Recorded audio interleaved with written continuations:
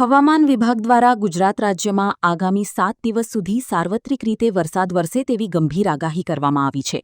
રાજ્ય પર હાલમાં એકસાથે 4 મોટી વરસાદી સિસ્ટમો સક્રિય થઈ છે, જેમાં shear zone, monsoon trough, cyclonic circulation અને વેલમાર્ક લો પ્રેશરનો સમાવેશ થાય છે. આ તમામ સિસ્ટમો એકસાથે સક્રિય થવાના કારણે આગામી આખો સપ્તાહ મેઘરાજા ગુજરાતભરમાં ધમાકેદાર બેટિંગ કરે તેવા પૂરેપૂરા ઇંધાણ વર્તાઈ રહ્યા છે, જેને પગલે સમગ્ર રાજ્યમાં વરસાદનું રેડ અને યલો એલર્ટ જાહેર કરવામાં આવ્યું છે. દક્ષિણ ગુજરાત અને તેને અડીને આવેલા સંઘ પ્રદેશોમાં પણ આગામી કલાકો દરમિયાન ભારે વરસાદની મોટી આશંકા સેવાઈ રહી છે. હવામાન વિભાગ અનુસાર તાપી, ડાંગ, નવસારી, વલસાડ તેમજ કેન્દ્રશાસિત પ્રદેશ દમણ અને દાદરા નગર હવેલીમાં ભારેથી અતિભારે વરસાદ વરસવાની શક્યતા છે. के लिए भी डे 1 और डे 2 यानी कि 16 और 17 तारीख के लिए चेतावनी जारी की गई है. गुजरात रीजन में देखें तो 19% अभी ज़्यादा बारिश हुई है हमारे गुजरात रीजन में, और सौराष्ट्र कच्छ में थोड़ा कम हुआ है, -25%, मतलब नॉर्मल का 25% कम हुआ है.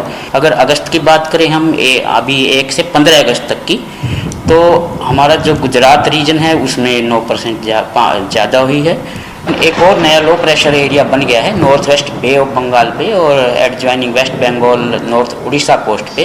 मौसम प्रणालियाँ हैं जो इनके प्रभाव से हम उम्मीद कर सकते हैं कि अगले 7 दिन यानी कि आज 16 से और 22 तारीख तक लगभग कुछ एक स्थानों से लेकर कई स्थानों पर हल्की से मध्यम बारिश गुजरात रीजन में और सौराष्ट्र कच्छ में हो सकती है. हैवी रेन है वो जो साउथ गुजरात रीजन है, जिसमें छोटा उदयपुर है, नर्मदा है, साथ में तापी है, सूरत, डांग, नवसारी, वलसाड, दादर नगर हवेली और दमन. इनमें हम एक्सपेक्ट कर सकते हैं कि छुट-पुट स्थानों पर भारी बारिश हो सकती है. હવામાન વિભાગના બુલેટિન મુજબ આજે રાજ્યમાં તીવ્ર વાવાઝોડા અને ગંભીર પવનના સપાટા સાથે મૂશળધાર વરસાદ વરસવાની શક્યતા વ્યક્ત કરાઈ છે. ખાસ કરીને ઉત્તર ગુજરાતના વાવ, થરાદ, બનાસકાંઠા, સાબરકાંઠા અને મહેસાણા જિલ્લામાં ભારેથી અતિભારે વરસાદ પડી શકે છે.